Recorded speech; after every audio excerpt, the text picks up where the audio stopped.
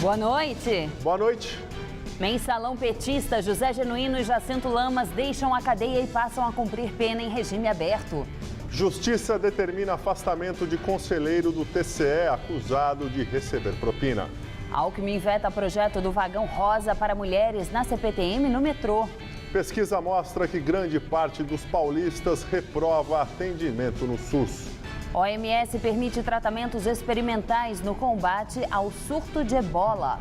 Maior feira da América Latina traz as novidades do setor da aviação executiva. Um livro de histórias em quadrinhos homenageia personagens de Adoniran Barbosa.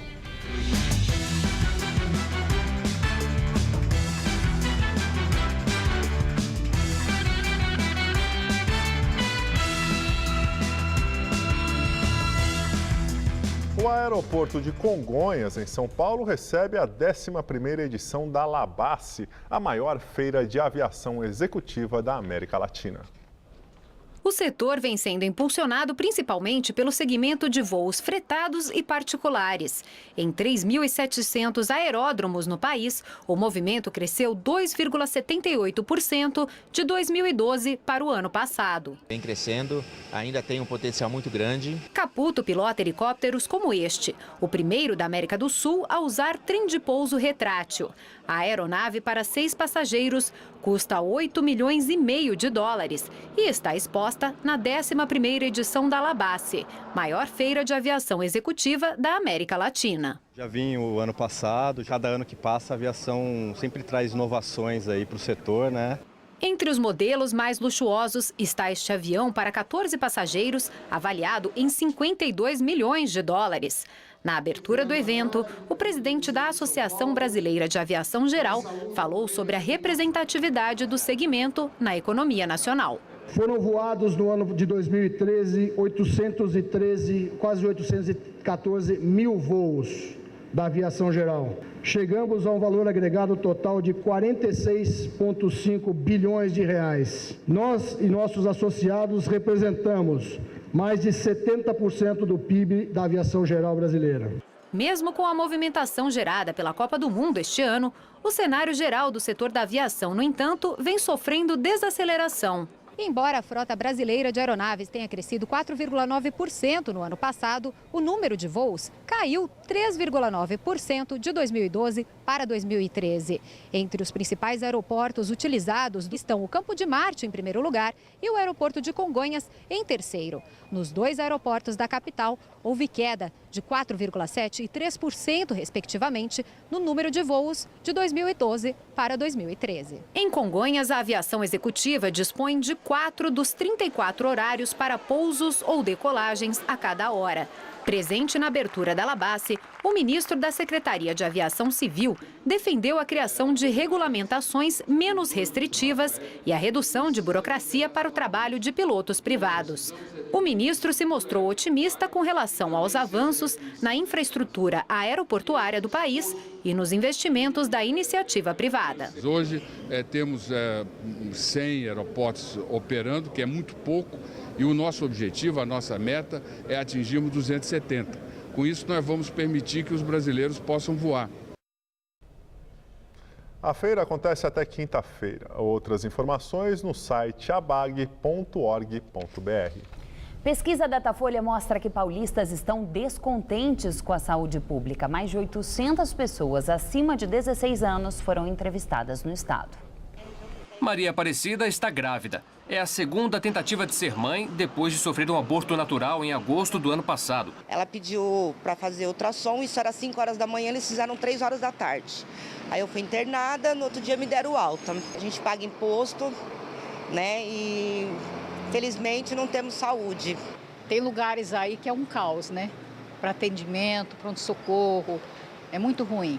A gente fica cada 6 meses para passar no médico e quando vai passar, às vezes não tem a medicação. As reclamações foram comprovadas em uma pesquisa divulgada hoje. O levantamento mostrou a avaliação dos paulistas sobre a qualidade do Sistema Único de Saúde, o SUS. Os dados foram colhidos pelo Datafolha, encomendados pela Associação Paulista de Medicina e Conselho Federal de Medicina. Segundo a pesquisa, a saúde lidera a lista como o item mais importante para os entrevistados, seguida de educação, segurança e combate à corrupção. Quando perguntada sobre que nota dar ao Sistema Único de Saúde, 1% não soube responder. 51% deram notas entre 0 e 4. 35% avaliaram entre 5 e 7. E 13% deram entre 8 e 10. Existe ainda, de acordo com a pesquisa, uma parcela grande de insatisfeitos com o acesso aos serviços de saúde. Apenas 3 em cada 10 entrevistados disseram ter sido fácil se submeter a uma cirurgia, por exemplo. Isso é um problema sério de gestão. Dificuldades de acesso às cirurgias, dificuldades de acesso aos exames. Nós sentimos que isso representa um grave problema na saúde pública. 812 pessoas foram entrevistadas. 54% disseram ser muito difícil conseguir consultas com médicos. 52% disseram que a dificuldade era ser atendido na urgência e emergência. Fazer exames de laboratório foi a reclamação de 47% das pessoas. Mesma porcentagem para os atendimentos nos postos de saúde. Outra preocupação, a espera na marcação de consultas e exames. Só 2 entre cada 10 entrevistados conseguiram acesso ao SUS em até 1 mês. E 50% tiveram que esperar entre 1 e 6 meses. A pesquisa vai ser encaminhada aos candidatos ao governo do estado. Esta pesquisa fornece subsídios para que eles possam se colocar claramente e apontar quais as soluções que eles sugerem para melhorar a qualidade do atendimento ao Sistema Único de Saúde. Os brasileiros deixaram de consumir quase 1.300 toneladas de sódio de alimentos industrializados em 2012. A retirada do sódio ou sal do pão de forma, bisnaguinhas e macarrão instantâneo é fruto de um acordo assinado há 3 anos entre a indústria de alimentos e o Ministério da Saúde. Os dados foram divulgados pelo governo federal. Das 54 marcas analisadas, 40 diminuíram a quantidade de sódio. A Organização Mundial da Saúde recomenda o consumo máximo de 5 gramas de sódio por dia. Mas, segundo o Ministério da Saúde, o brasileiro consome mais que o dobro, cerca de 12 gramas por dia. Em excesso, o sódio provoca hipertensão, entre outras doenças. Mais de 1 milhão de moradores dos Jardins Ângela e São Luís, na zona sul de São Paulo, estão sem água por causa de uma obra da Sabesp. Uma adutora de grande porte precisou passar por manutenção. O motorista precisou ter paciência hoje cedo na estrada de Itapecerica, na Zona Sul. Alguns ficaram presos por mais de 1 hora no trânsito por conta da obra da Sabesp. Com a interdição da pista no sentido centro, agentes de trânsito tiveram de improvisar a passagem dos veículos por cima da calçada. Tá horrível, não dá para andar. Quanto tempo tá no trânsito? Deve ficar mais de hora. Tá muito trânsito para lá? Demais, tudo parado. A interdição começou às 2 horas da manhã e o trânsito, que já é complicado em dias normais, ficou ainda mais difícil. De manhã estava mais complicado, gastei 1h20 até o metrô e agora estou com 22 minutos.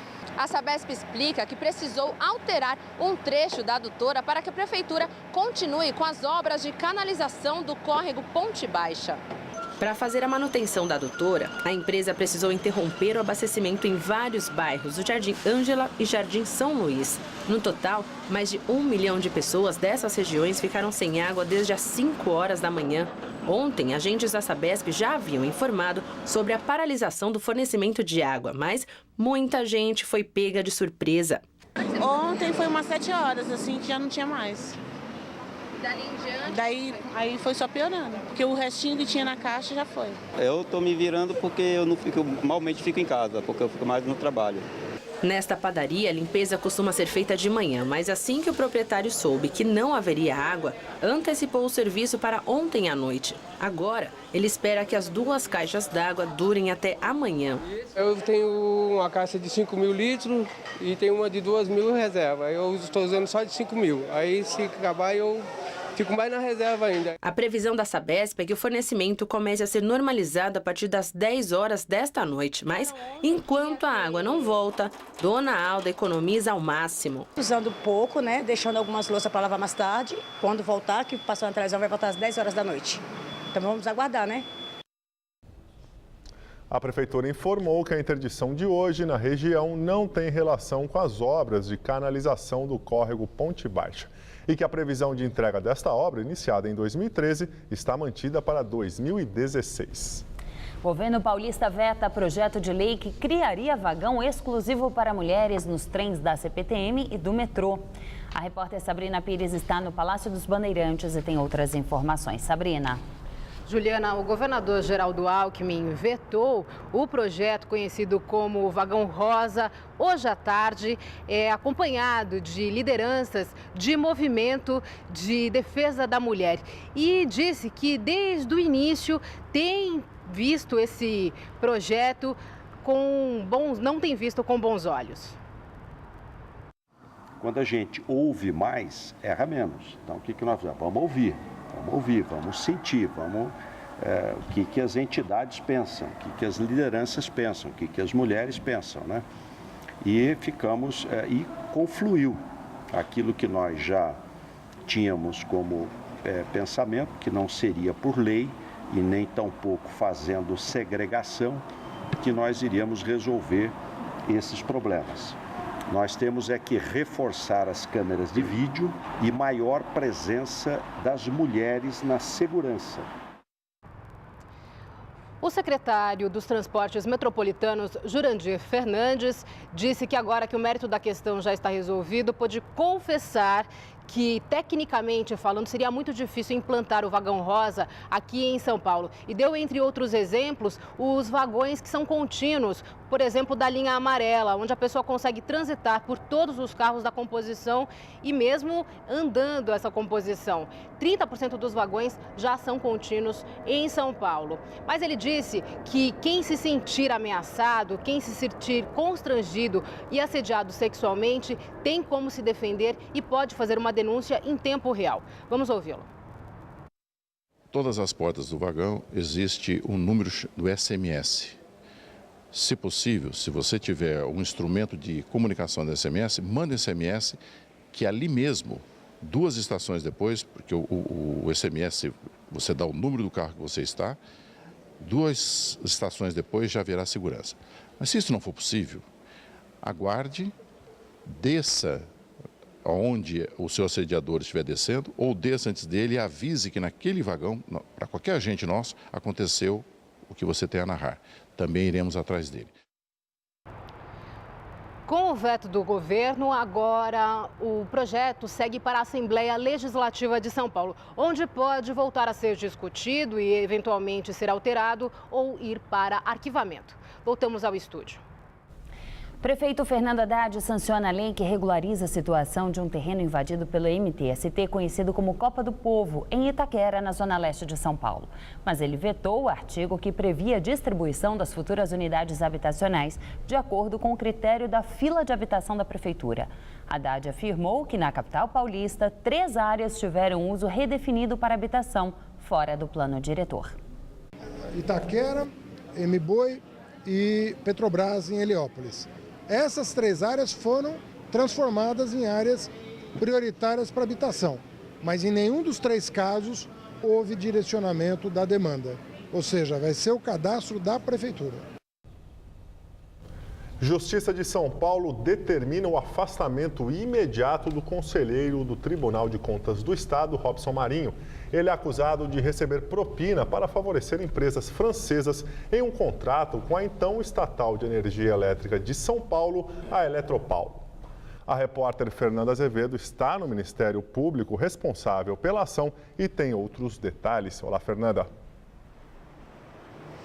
Gabriel Robson Marinho é investigado pelo Ministério Público desde 2008. Segundo a ação civil pública, ele é suspeito de ter ajudado as empresas francesas Alstom e Cegelec a colocar em vigor, em 1998, um contrato de 1990 que previa a construção de 3 subestações de energia elétrica para a então estatal Eletropaulo. O contrato, na época, era de 50 milhões de dólares. E segundo a acusação do Ministério Público, Robson teria recebido de 1998 a 2005 cerca de 3 milhões de dólares que foram depositados em uma conta da Suíça.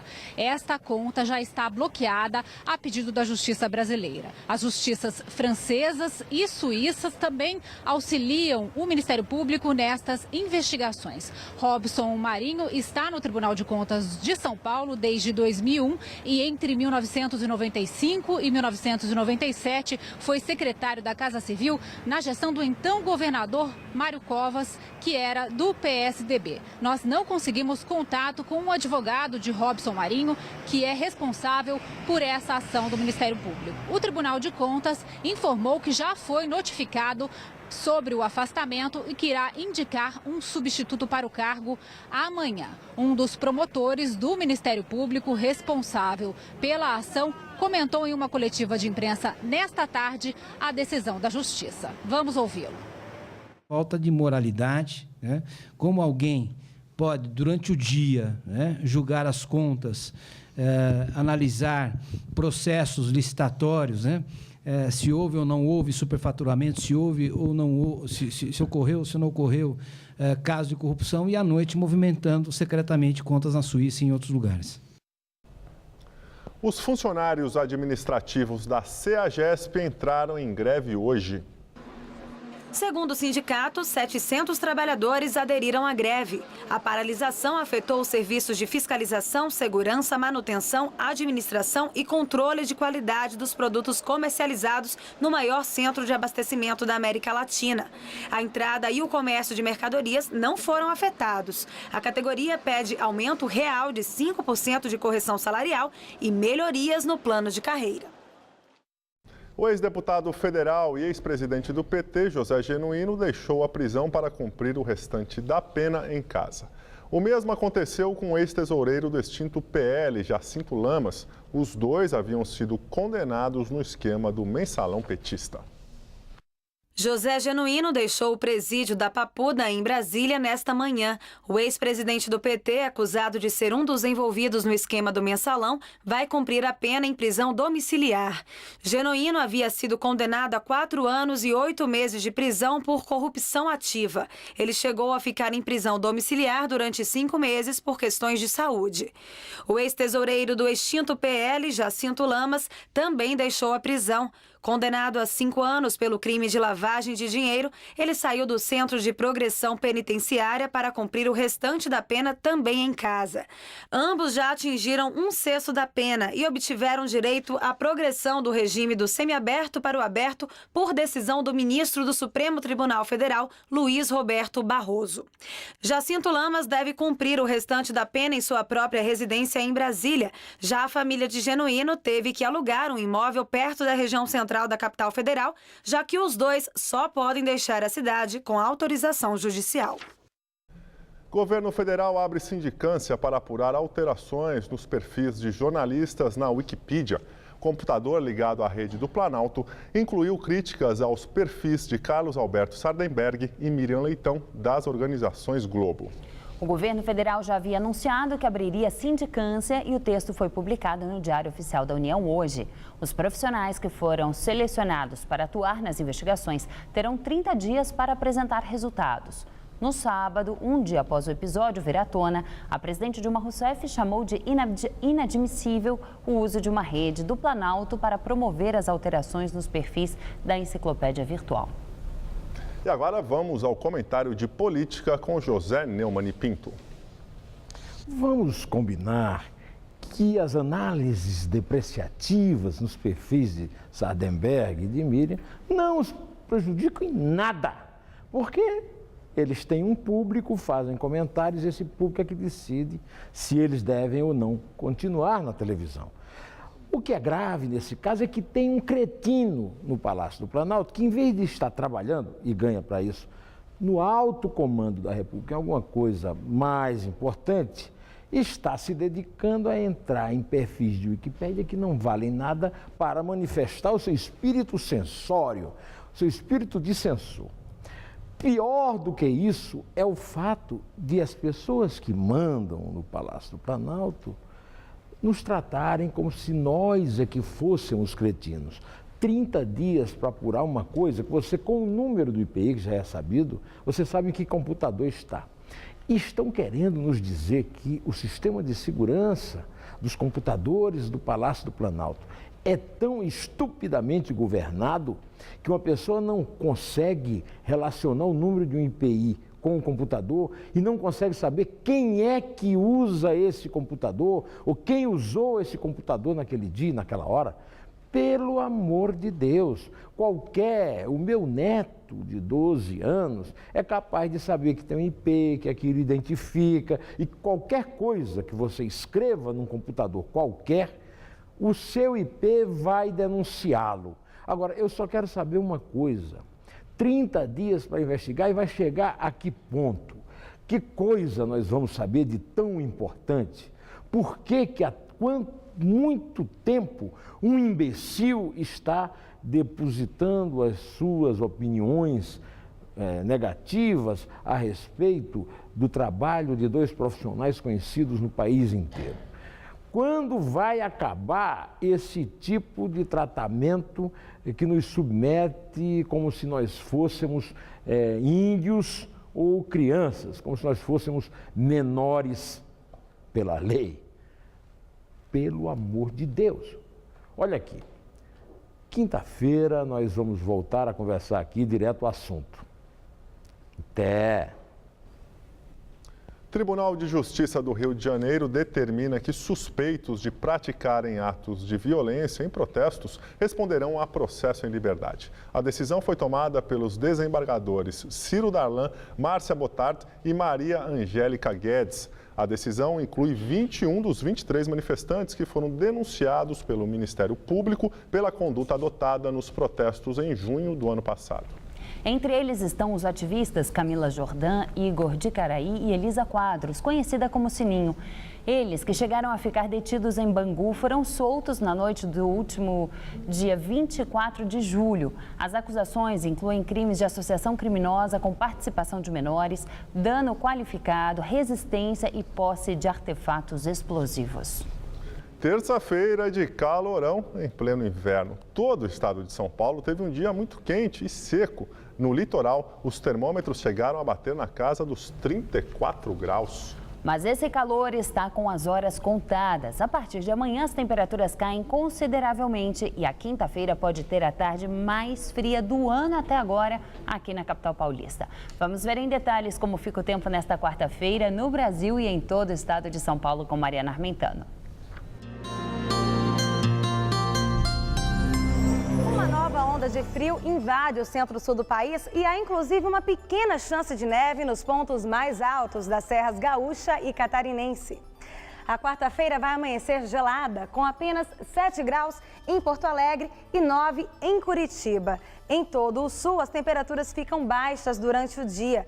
Aqui no sudeste, a máxima ainda chega aos 29 graus em Belo Horizonte e aos 30 no Rio de Janeiro. Mas a partir de quinta-feira, esfria de forma generalizada, já que essa forte massa de ar frio vem na retaguarda da frente fria, que provoca chuva amanhã desde o norte gaúcho até o leste fluminense, pegando também o sul de Minas, Mato Grosso do Sul, sul e oeste do Mato Grosso e também de Rondônia. Aqui no sudeste, essa frente fria causa chuvas moderadas com raios e ventania.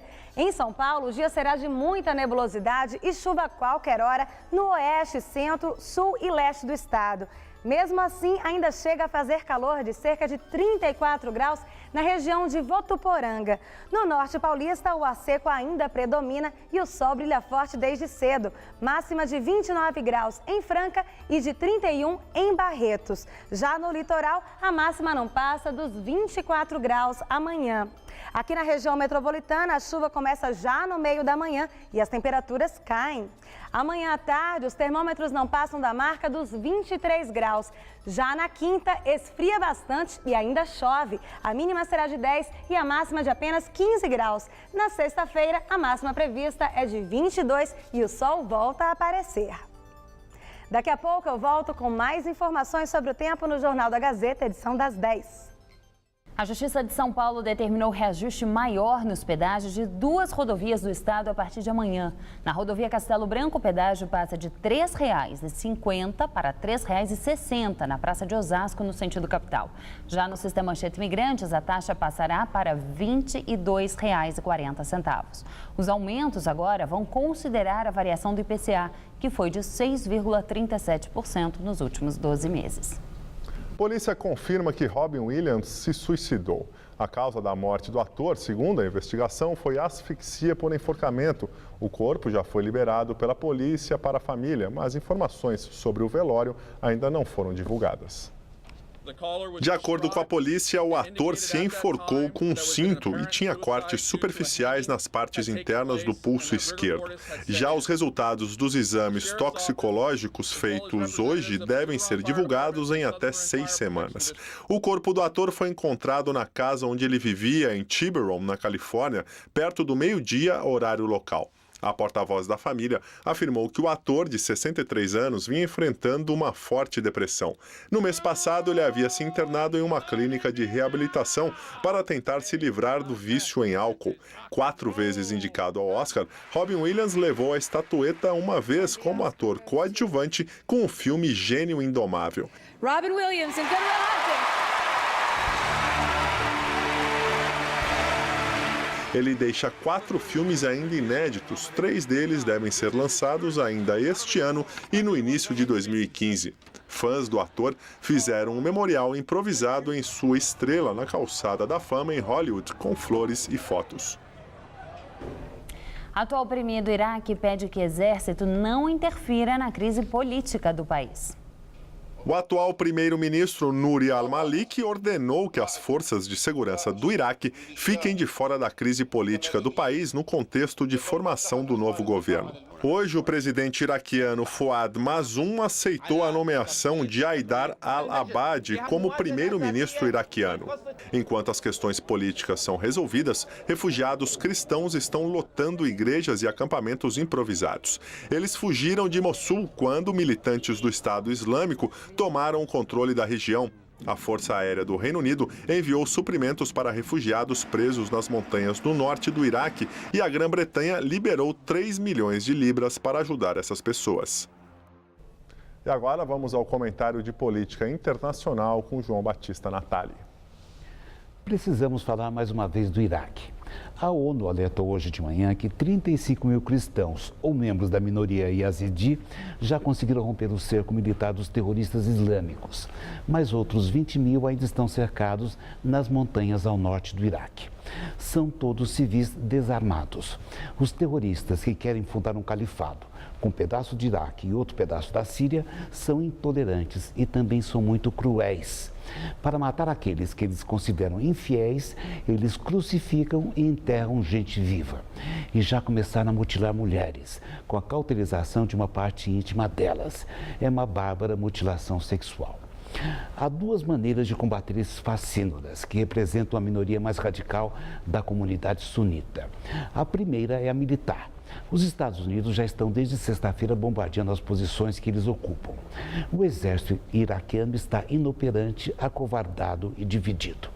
De forças terrestres existem apenas os curdos, uma ramificação religiosa e cultural do islamismo que reage com medo do genocídio. A segunda maneira de combater esses vermes é a maneira política, mas ela também é muito difícil. Muitos sunitas aderiram a esses malucos porque se sentiam discriminados pelo governo formado pela maioria xiita. Eis que, por pressão americana, o primeiro-ministro Nouri al-Maliki foi derrubado. E no lugar dele deve assumir um outro sunita bem mais moderado. Vejam o que o governo americano faz e desfaz na região. Ele é indiretamente o responsável por esse foco internacional de tragédias e instabilidade. Invadiu o Iraque em 2003 e se retirou em 2011. Quis construir uma democracia de modelo ocidental. Não funcionou. Entre a maioria e a minoria existem divergências religiosas e culturais que já duram há mais de 12 séculos. Foram os Estados Unidos que acenderam a fogueira, pois que agora que eles virem bombeiros para apagar o fogo. Para resumir, a guerra do Iraque ainda não acabou. É assim que o mundo gira. Boa noite. Brasileiro ganha pela primeira vez a medalha Fields, considerada o Nobel da Matemática. Arthur Ávila é também o primeiro ganhador do prêmio na América Latina. A entrega da premiação vai acontecer na Coreia do Sul, no Congresso Internacional de Matemáticos. Ávila é pesquisador do Instituto Nacional de Matemática Pura e Aplicada, o INPA, e do Centro Nacional de Pesquisa Científica, órgão de pesquisa do governo francês. Neste ano, também receberão medalha Fields um canadense, um austríaco e uma iraniana. 2 artistas dos quadrinhos prestam homenagem à obra de Adoniran Barbosa, um dos grandes compositores paulistanos. Eles estão lançando um álbum que reúne histórias inspiradas nos personagens dos sambas do Adoniran.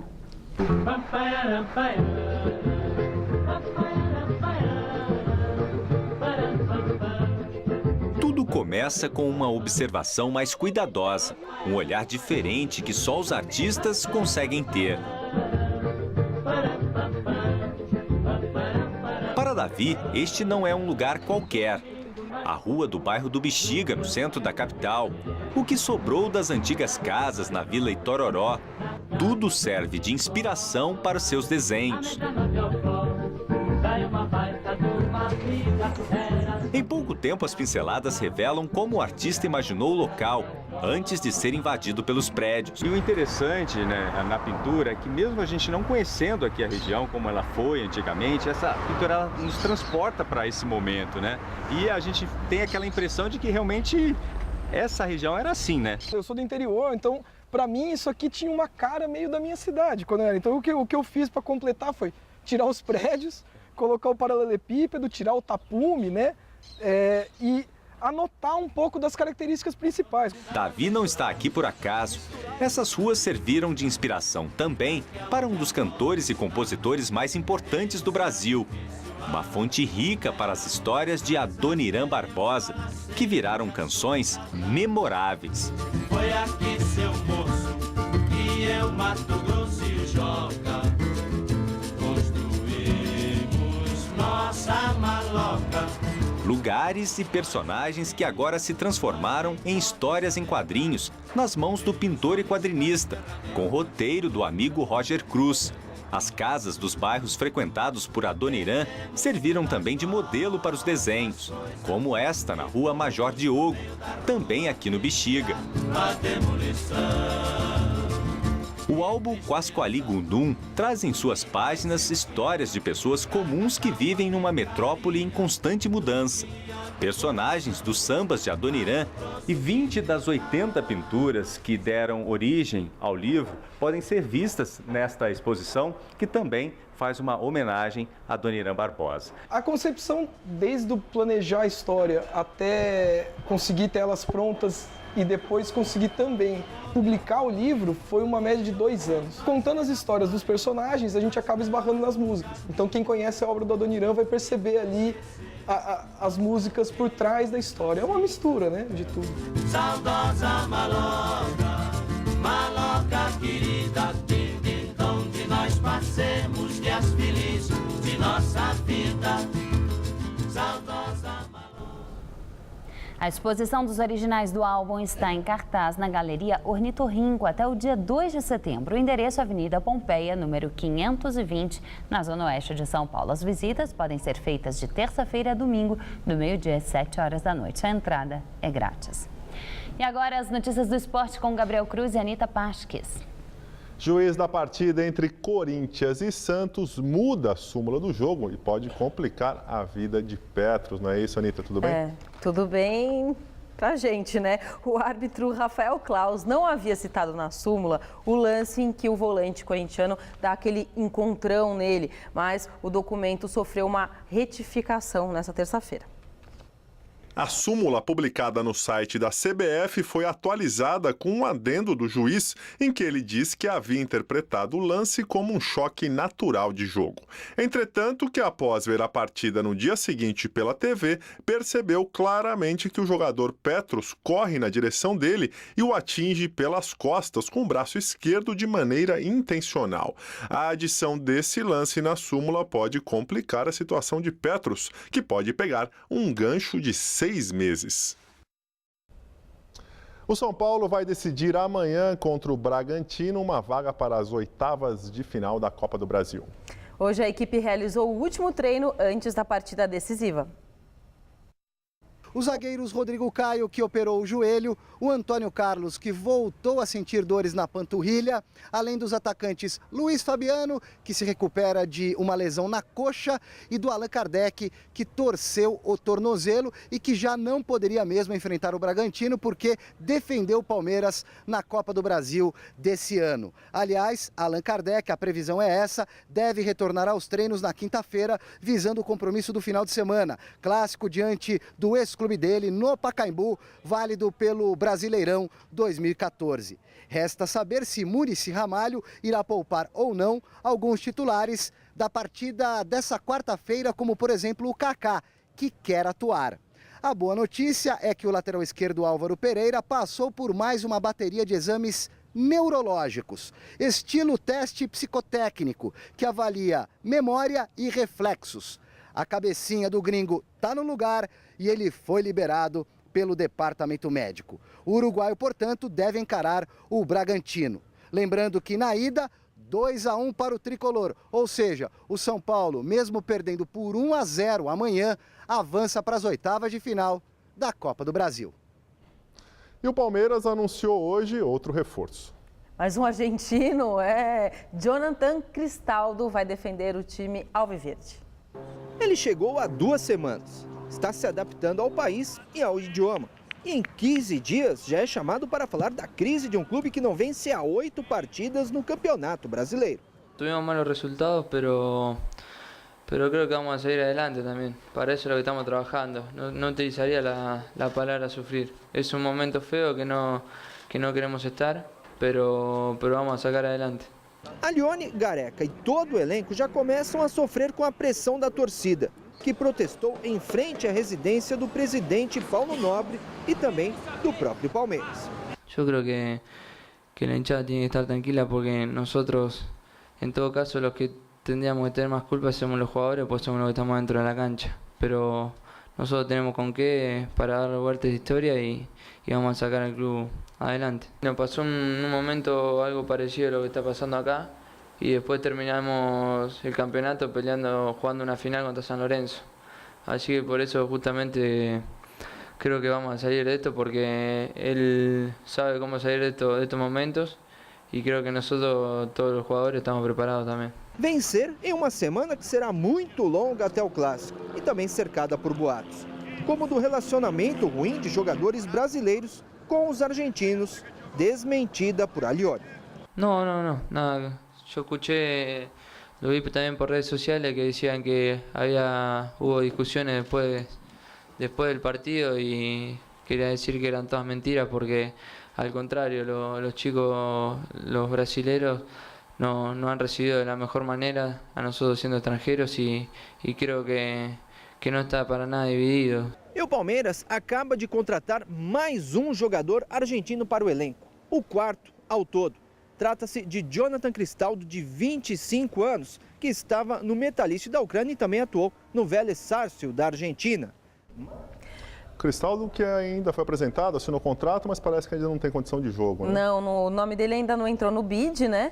E ele se juntou, então, como o Adriano falou aí, ao Tóbio, a Alione, o Mouche, mas... Ao técnico Gareca. Ao Gareca. Eu sempre, desde o começo, fiquei achando que ia dar tudo errado, nesse sentido de ter tanto argentino, ia ter um racha na equipe, mas eu torço tanto pelo Gareca, tomara que dê certo aí. Ele assinou por 4 anos, né? E falando em torcida, a torcida do Palmeiras ontem fez uma manifestação e parece que vai fazer outra sábado contra a diretoria, contra o clube. A ideia deles é fazer várias, viu, Gabriel? É fazer, aí a gente está vendo as imagens, é fazer como eles fizeram ontem, fazer de repente mais alguma aí no meio da semana, mais uma no sábado. Enquanto for assim, sem violência, tá bom, né, Anitta? Se for para se comunicar, no sentido de fazer uma reunião, de repente, né? Chegar lá no Palmeiras e conversar com a diretoria, quem sabe? Agora, desde que não aconteça nada de grave, é o que você falou. Agora, futebol internacional. Hoje aconteceu a decisão da Supercopa da Europa em Cardiff, no país de Gales. A decisão foi entre 2 times espanhóis, Real Madrid, campeão da Liga dos Campeões, e Sevilha, vencedor da Liga Europa. O Real venceu por 2-0, mesmo com as estreias de James Rodrigues e Toni Kroos. Quem brilhou mesmo foi ele, o português Cristiano Ronaldo, que marcou 2 gols na partida. Começou bem a temporada. Muito bem. Muito obrigado, Anitta. Valeu, tchau, tchau. Até amanhã. Até amanhã. Juliana, é com você? A Organização Mundial da Saúde aprova o uso de tratamentos experimentais no combate ao ebola. O Comitê de Ética da OMS aprovou o uso dos medicamentos diante da epidemia que atinge a África.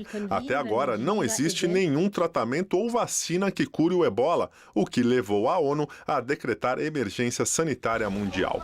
O vírus mata em 90% dos casos. Hoje, autoridades de saúde de Madrid confirmaram a morte do missionário Miguel Pajares. O padre espanhol contraiu a doença na Libéria, onde trabalhava como voluntário em um hospital. Ele foi a primeira pessoa contaminada pelo ebola a ser transferida e tratada na Europa. Na Libéria, uma clínica que cuida de pacientes infectados pelo vírus pediu a ajuda da comunidade internacional. Os pacientes da Libéria, de Serra Leoa e de Guiné estão sendo encaminhados para esse local. E agora vamos à entrevista do dia com Maria Lídia Flandoli. O PV, Partido Verde, que prega uma revolução no modo de viver, lançou candidato próprio à presidência da República, Eduardo Jorge, médico sanitarista, que já foi deputado federal e secretário municipal de saúde e do Verde e Meio Ambiente aqui em São Paulo, na capital paulista. Ele é nosso entrevistado hoje. Muito obrigada, Eduardo Jorge. E eu quero começar, Eduardo Jorge, o seguinte: as pesquisas de preferência de votos estão mostrando que o senhor tem 1%, aparece com 1% na preferência de votos. O PV é um partido que tem 8 parlamentares. Não, 10. 10? Tinham 14, perdemos 4. Estão com 10 parlamentares. Federais, lá na Câmara Federal. E que estão com...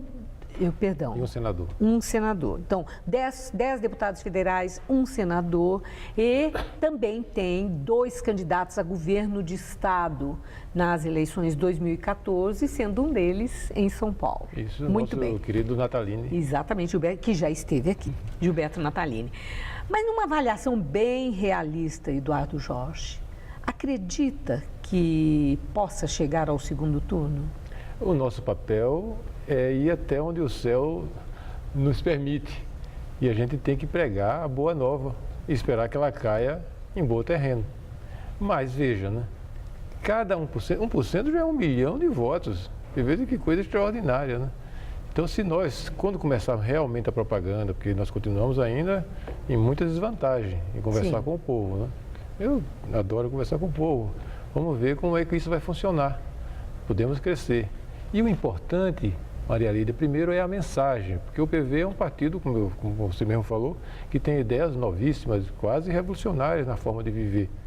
Uma revolução pacífica, democrática, mas que realmente é necessário, porque a vida no século XXI vai ser totalmente diferente do século XX. E os nossos partidos tradicionais, tanto dos capitalistas como dos socialistas, continuam aferrados no século XX. O governo federal, por exemplo, é o governo da indústria automobilística e do petróleo. 2 coisas século XX puro, né? Basta São Bernardo ter um espirro que já descem 3 ministros com lencinho, com escaldapé, com aspirina. O que vocês precisam, multinacionais, pelo amor de Deus? Petróleo e automóvel.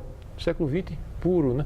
Então as ideias do PV vão exigir mudanças de hábitos na economia, na vida das pessoas no dia a dia. Não é fácil, né? Mas é a nossa tarefa, né, de dizer ao Brasil que isso é necessário. E isso o PV vai fazer. Cada voto no PV vai ser importante, porque nós vamos contribuir para um segundo turno, que vai ser uma disputa mais aprofundada. E se eu tiver bastante voto, mesmo que eu não vá para o segundo turno, eu vou influenciar o segundo turno. E vou influenciar os governos que saírem do segundo turno nos estados e no país. Portanto, cada voto verde é essencial para eu influenciar nos rumos do Brasil daqui no futuro. Agora, eu já vi uma declaração sua que o PV tem um compromisso com essa eleição. Mesmo que não consiga chegar no segundo turno, tem que ter, não é pela neutralidade, deve ter uma participação na decisão da eleição desse ano. De qualquer forma, tem que tomar uma posição. Eu vi aí até uma crítica ao que o PV fez na eleição de 2010, quando Marina Silva optou pela neutralidade. Não, a Marina não, foi a Marina e o PV. Foi o PV, mas ela em especial, né? Marina é muito forte, como ela disse que não quer. Eu não quero mas nós não estamos entrevistando Marina Silva agora. Amiga, pelo amor de Deus. Não, mas é um fato. Nós estamos falando de um fato. Realmente foi uma coisa errada. Estamos trabalhando sobre um fato. Bom, eventualmente acontecendo de não chegar no segundo turno, qual dos candidatos o PV não apoiaria em hipótese alguma, dos que estão aí? Isso é discussão para o segundo turno. Você sabe muito bem, né? O candidato que diz que já como vai se comportar no segundo turno é porque já desistiu do segundo turno. Isso eu não vou fazer. O que eu sei, o que eu repito, né, é que tanto o PT como o PSDB, que são os dois com mais chances de chegar no segundo turno, são partidos do século XX. Eles não dão a devida importância à gravidade da crise climática, à gravidade da perda de biodiversidade, à gravidade da crise da água. Portanto, nesse ponto, eles são idênticos. E aí eu tenho que ter uma força verde grande no segundo turno para saber, fulano, beltrano, né? Como é que vocês vão encarar esses temas? O tema da água, o tema da biodiversidade, o tema da mudança climática, que é uma coisa que ameaça a própria humanidade, e eles fingem, porque só pensam nos 4 anos, fingem que não está acontecendo, né? Que é uma irresponsabilidade eles não divulgarem isso no Brasil. Portanto, isso é uma discussão para o segundo turno. Se você me chamar aqui no segundo turno, eu falo, se eu não estiver lá, né? Mas, agora, o PV certamente tem muitos candidatos ao Legislativo Federal.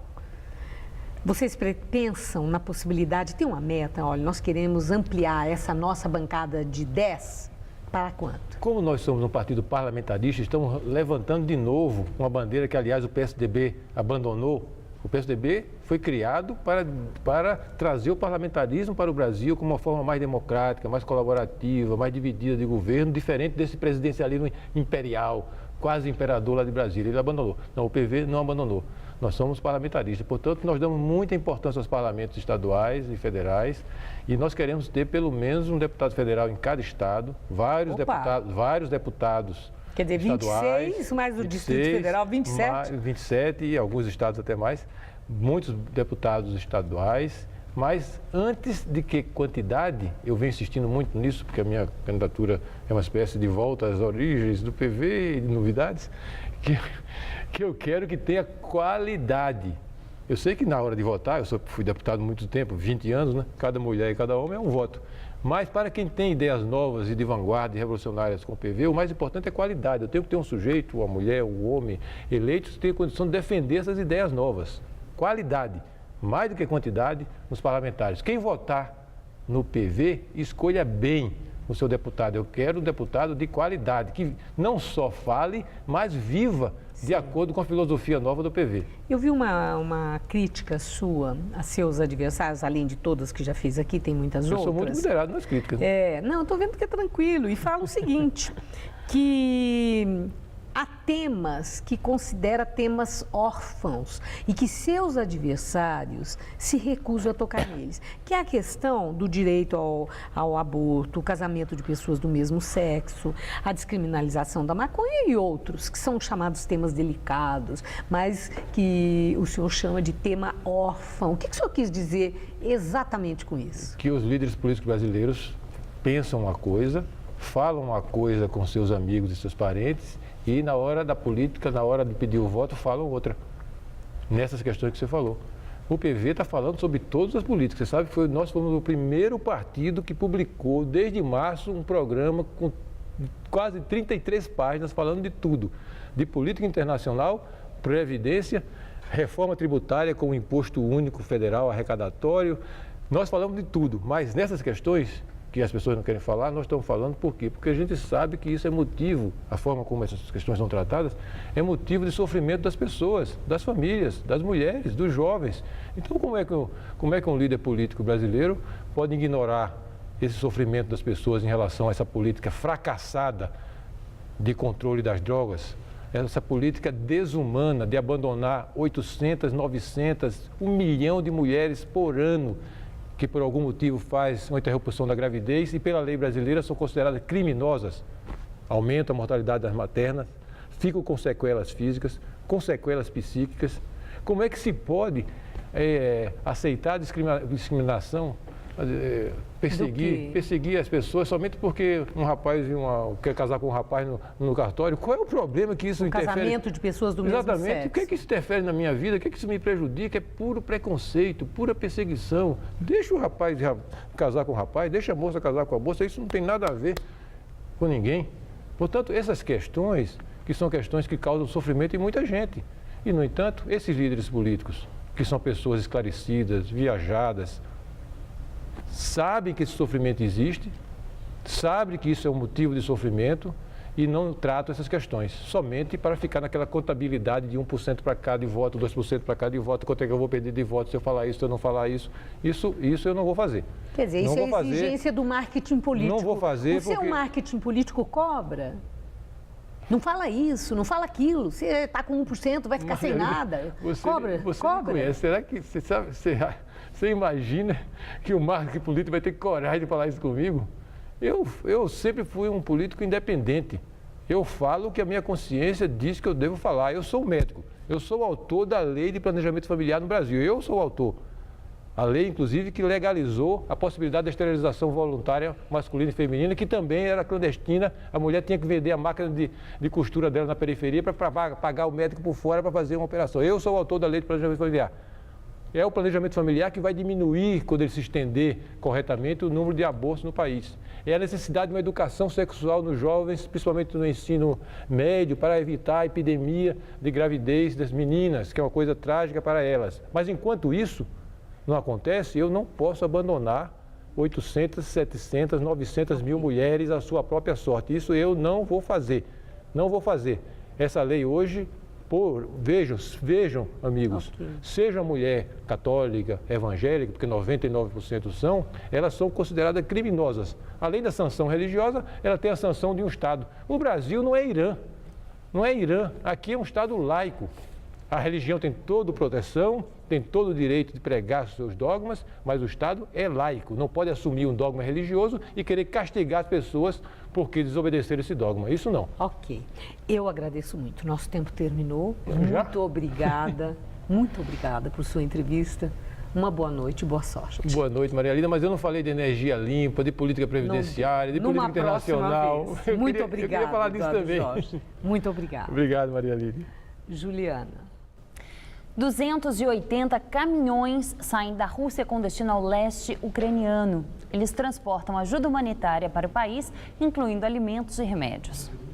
Os caminhões levam mais de 2.000 toneladas de carga humanitária para os ucranianos. Porém, a Ucrânia afirma que não vai permitir que qualquer ajuda russa entre no país se o comboio for acompanhado de militares. Membros do parlamento ucraniano afirmaram que a ajuda pode ser comparada ao cavalo de Troia, ou seja, seria uma armadilha para que os russos entrem no país. A União Europeia se pronunciou sobre o caso. De acordo com o bloco, o fato deverá ser apurado pelas autoridades ucranianas.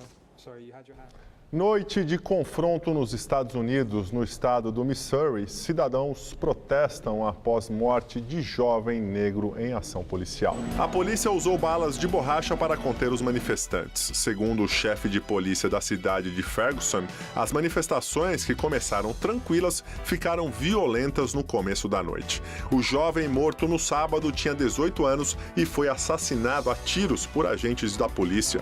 As circunstâncias da morte estão sendo investigadas.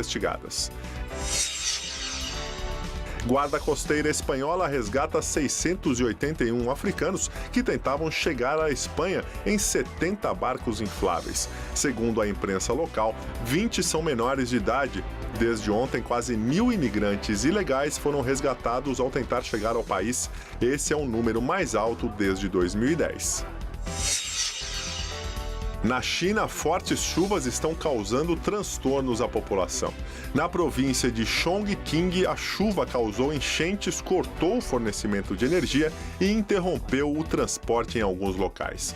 Mais de 50 mil pessoas foram afetadas pelas tempestades no país e cerca de 3 mil moradores tiveram que deixar as casas onde viviam. O Jornal da Gazeta termina aqui. A edição de hoje pode ser vista daqui a pouco no site youtube.com/Jornal da Gazeta. Mais notícias daqui a pouco no Jornal da Gazeta, edição das 10. Eu te espero. Eu volto amanhã às 19 horas. Uma boa noite e até amanhã.